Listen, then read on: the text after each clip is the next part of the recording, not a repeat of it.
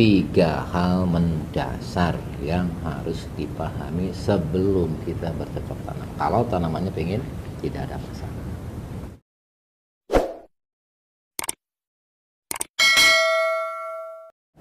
Karena sudah ideal tanamnya. Yang dominan di lahan adalah yang apa? Yang laktogen aja, yang baik-baik aja kita masukkan. Ini yang harus dipahami dulu sebelum kita beranjak untuk berbudidaya ya. Kalau ini nggak paham ya udah bunuh diri terus nanti gerangan. Kemudian untuk ngatasin hama boleh gerangan mau masuk biohayati juga silakan, seperti Metarigium, Bauforia dan lain-lain silakan. Mau masuk pestisida nabati juga silakan. Tapi kapan masuknya? Sebelum ditanami. Bagusnya saat olah lahan ya. Jadi saat olah lahan masukkan mikroba baik yang betul punya fungsi masing-masing ya. Ada yang penambat pengurai P, pengurai K dan lain-lain ya kan, yang bisa menghasilkan enzim, ujung-ujungnya bisa menghasilkan fitohormon dan lain-lain gitu kan. Habis itu baru kita sterilkan dari calon hama. Mau masuk pestisida nabati silahkan, mau biohayati silahkan. Tapi ingat, yang harus masuk adalah yang general KB. Oke? Artinya apa? Carilah produk yang betul-betul sudah qualified. Jangan salah-salah. Ya. Oh ya ini juga bagus nomor 1 ya, orang dagang semua nomor 1 lah, nggak ada yang nomor 3 tuh. Namanya juga orang dagang. Oke, lanjut. Hal yang kedua yang harus diperhatiin.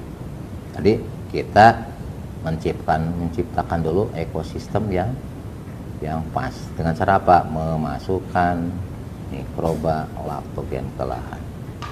Terus juga memasukkan biohayati untuk mengatasi hama ke lahan. Tapi awas, semuanya harus yang pangkatnya jenderal KB. Siapa tahu hama penyakitnya pangkat sudah letnan jenderal. Ya jenderal aja sekalian yang masukin.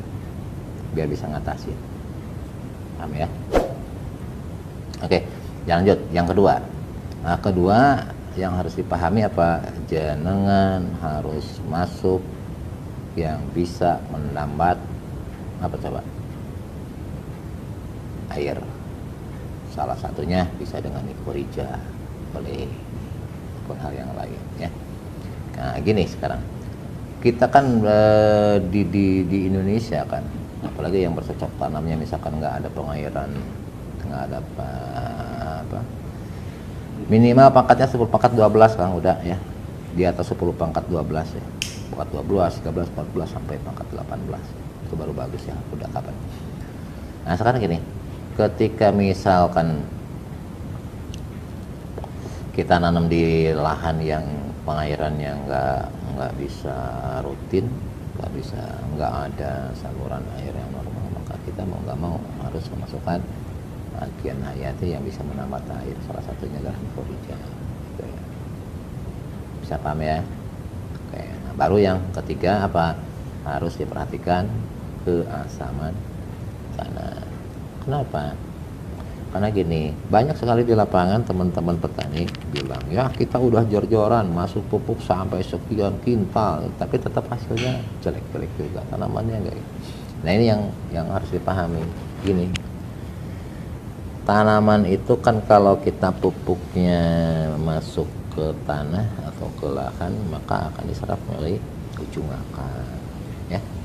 Nah permasalahannya ujung akar hanya akan terbuka, mulut akar akan terbuka kalau pH-nya antara 6 sampai 7. Kurang dari 5 itu mingkem. Jenengan masuk 10 ton sekalipun ke lahan 1 hektar, ya itu kan nggak akan diserap, nggak akan dimakan sama tanah. Percuma akhirnya. Artinya apa? pH tanah harus idealkan dulu antara 6 sampai 7 baru insya Allah. Nah inilah salah satu pokok kenapa sebetulnya ketika pola ayah ya, hanya masuk cuma 3 kilo aja 1 hektar. Kenapa? Karena kita menciptakan dulu apa keasaman tanahnya berakhir ideal. Insya Allah kalau tanahnya udah ideal keasamannya, maka nutrisi yang kita masukin akan sempurna terserap. Insya Allah tanamannya sehat, cukup makan. Ya. Walaupun nutrisi pupuk atau apapun lah namanya kita masukin jor-joran, ketika pH-nya kurang dari 5 ataupun sebaliknya lebih dari 7,5, nonsen, tidak akan diserap oleh tanaman. Ini harus dipahami. Ya. Bukan urusannya budidayanya, bukan. Perlakuan dasarnya aja dulu. Ya. Nah ini yang seharusnya ini tugas teman-teman dari dinas pertanian, seharusnya bukan tugas saya gitu. Tapi ya kenyataannya kan besar gitu kan. Oke, lanjutin. Nah sekarang permasalahannya gimana ya agar pH tanah bisa tetap stabil ya. Artinya selama ini kan pemahaman di masyarakat kan, di teman-teman di lapangan, untuk naikin pH tanah wis masukin aja kapur, dolomit, mengandung kalsium sebanyak-banyaknya, Ca sama Mg kan gitu. Oke, sekarang permasalahannya gini, yang beredar di lapangan selama ini untuk menaikkan itu kan, kalau enggak dolomit itu kapur pertanian kan kaptan. Permasalahannya gini, itu kan mengandung gamping, diambil dari gamping ya. pH normal tanah 6-7, normal idealnya tuh 7 ya. Minimalnya 6. Nah, sekarang pertanyaan tuh gini, masalahnya ketika jenengan masukin dolomit yang terus-terusan, sementara kan CAMG itu kan diambil juga sana tanaman, lama-lama kan habis, ujungnya harus nambah lagi. Boleh nggak pakai dolomit? Boleh nggak pakai kapur pertanian? Boleh, tapi harus diambil CAMG-nya aja. Artinya dolomitnya fermentasi dulu, gampingnya jangan ikut dimasukin. Waalaikumsalam. Ya. Makanya banyak kasus nanti ke depannya kalau jenengan masuk dolomit, masuk kapur dengan gamping-gampingnya, ampas-ampasnya. Cirinya gini, coba deh jenengan ambil deh 1 kilo, masukin ke air 5 liter, terus aduk ya. Setelah diaduk, maka nanti akan apa? Akan ada kan cairan warna putih seperti susu, sementara di bawahnya ada endapan. Endapan itu kan gamping. Nah, jenengan masukin ke lahan, udah sama aja dengan kita ngaduk tembok nanti di lahan. Makanya jangan heran kalau kemudian di lahan lama-lama lahannya dikeras kayak batu. Kenapa? Jangan masukin gamping kok masukin. Ya, masukin kapur. Ya, sama aja dong mau ditembok. Itu salah satu kenapa akhirnya banyak kasus seperti itu. Jadi kalaupun mau pakai dolomit silahkan, tapi jangan cairkan dulu, fermentasi dulu, biar nanti hanya cairan CAMG-nya aja yang kita ambil, sisanya ampasnya buang aja, jangan dimasukin ke lahan. Insya Allah lahan aman ya. Itu alternatif yang pertama. Seandainya pingin masuk sekali untuk 2-3 tahun pH-nya tetap stabil, nah jangan caranya gini, bikinlah enzim yang bisa menghasilkan CAMG secara alamiah. Enzimnya diambil dari apa? Diambil dari cacing tanah ya. Jadi ini memang capek ya, wah ya capek, ribet, bla bla bla bla, tapi awas loh, seumur umur cuma sekali pemakaian. Caranya gini, anggaplah untuk 1 hektar ya. Untuk 1 hektar jenengan carilah cacing tanah, terserah jenisnya apa aja cacing tanah. Itu jelek-jeleknya 100 kilo cacingnya, atau setengah drum cacing tanahnya ya. Nah nanti cacing tanahnya yang setengah drum tadi, ini untuk 1 hektar loh. Lebih banyak, lebih bagus, minimal itu sekilo. Jenengan blender dalam keadaan hidup, tapi cacingnya blendernya. Jadi jangan dulu disiram dengan air panas, nggak boleh ya. Jadi cacingnya di blender, habis gitu kasih air total jadi 200 liter. Nah, untuk penguraiannya kalau ayah biasa pakai QRR ya, pakai rotan QRR. Fermentasi dulu selama 2 minggu. Nah, insya Allah kita sudah punya enzim yang insya Allah nanti bisa banyak kegunaannya. Salah satunya dia bisa mempertahankan keasaman tanah. Siramkan sebanyak-banyak lahan, semakin banyak semakin bagus. Waalaikumsalam, sayang Didi Lana. Insya Allah selama 2 tahun aman, pH tidak akan naik, tidak akan turun, stabil 67 di antara itu yang mau dilakukan. Nah, ini sudah saya ajarkan dan sudah banyak, salah satunya teman-teman Trenggalek ya Toto sampai dulu sampai 2 drum kalau nggak salah dia masuk. Alhamdulillah sekarang dia nggak ngolah lahan lagi ya.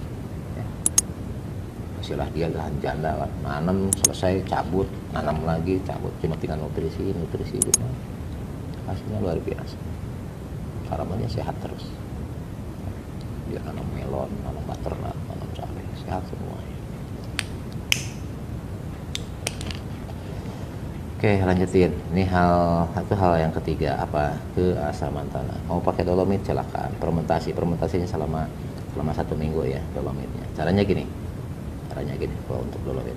Cadangan untuk 200 liter dolomitnya cukup 30 kilo. Ya. Nah, 30 kilo nanti kasih air, boleh pakai CRR ya. Kalau yang dari ayah itu aduk-aduk dulu, tutup rapat selama minimalnya seminggu. Insya Allah nanti ada 2 lapisan itu ampas sama lapisan air. Mungkin airnya berwarna bening pun nggak masalah ya. Kenapa? Karena CAMG nya sudah terlarut di dalam air, jadi siramin aja itu sebanyak-banyaknya ya. Kok airnya nanti misalnya kalau udah seminggu kok airnya bening di atasnya, bodo amat, nggak usah mempermasalahkan. Bukan berarti harus seperti susu. Yang penting kalau udah seminggu insya Allah, apalagi kalau 2 minggu ya, itu CAMG nya udah terlarut dalam air. Ampasnya buang, pakai aja buat memok, buat ngaduk. Ngapain masukin ke lahan? Emang lahan mau bikin tembok, mungkin beton. Itu kalau pakai kapur ya, mau dolomit mau kapan terserah lah, karbit 5 karbit juga sama tekniknya gitu. Jadi diambil apa? Airnya saja, ampasnya buang, nggak usah dibuang, pakai buat ngaduk nanti ya, bikin bangunan buat nembok. Nah, itu 3 hal mendasar yang harus dipahami sebelum kita bercocok tanam. Kalau tanamannya pengen tidak ada masalah. Jadi yang pertama tadi apa? Masukin mikroba lactogen sebanyak mungkin biar dia jadi dominan. Tapi awas, yang dimasukin pangkatnya jenderal. Jelek-jeleknya 10 pangkat 12 up. Ya. Kalau udah 10 pangkat 18 itu udah masuk kategori bionuklir nanti. Masukin aja seperti itu. Habis itu masukin juga bio hayati pungi. Terserah mau triko ke, mau glio ke, mau dan tapi sama, awas pangkatnya yang tinggi, jenderal-jenderalnya. Masukin juga miko, masukin juga metarigium ya, ataupun masukin boveria silahkan, tapi semuanya pangkatnya harus di atas 10 pangkat 12 jenderal lah istilahnya. Biar apa? Biar dia dominan dan bisa mengatasi calon sama penyakit yang ada di lahan. Oke, baru yang kedua apa yang kedua, masukin apa, kita khawatirkan ujung-ujung ada kemarau panjang, kekurangan air, agen hayati yang bisa menambat air, salah satunya seperti mikorrhiza ya. Nah, yang ketiga masukin apa, yang bisa mempertahankan derajat keasaman tanah. Baru yang terakhir, setelah itu masuk, yang terakhir apa? Masukinlah pestisida nabati. Awas loh, walaupun belum ditanamin, masuk kocor, jangan semprot, kocor sebasah-basahnya dengan pesnap lahan yang mau kita tanamin. Pasti diketahui orang-orang, nanam aja belum, bodoh amat, nggak usah dipedulikan ya. Insya Allah lahan kita aman dari calon hama maupun penyakit. Baru setelah begitu kita beralih ke mana? Ke pola budidaya. Pola budidaya menyangkut apa? Menyangkut tips, trik, cara tanam. Awas loh, tiap tanaman punya karakter masing-masing. Gimana triknya cabai biar buah pertama bisa di atas 100 buahnya? Gimana jagung bisa tongkolnya di atas 3, 4 dan selanjutnya? Gimana timun bisa panen sampai 45 kali petik dan bla bla bla, itu ada di pola budidaya ya. Nah, di pola budidaya itu selain trik seperti itu juga ada apa?